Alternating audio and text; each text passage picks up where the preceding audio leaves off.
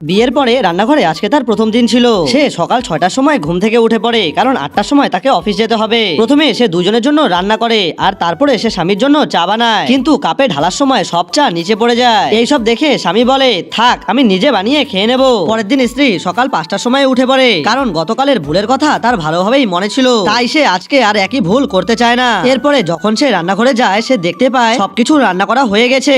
সে অবাক হয়ে যায়। তখনই সে তার স্বামীকে টেবিলের মধ্যে বসে সবজি কাটতে দেখে। সে বলে, তুমি এইসব কেন করছো? আমি করে নেব, আর আজকে চাও ফেলবো না। স্বামী তখন বলে, তোমার মা কি তোমাকে শেয়ারিং করা শেখায়নি? আজকের থেকে প্রতিদিন সবজি আমি কাটবো আর রান্না তুমি করবে। এইভাবে আমরা কেউই অফিসের জন্য লেট হব না।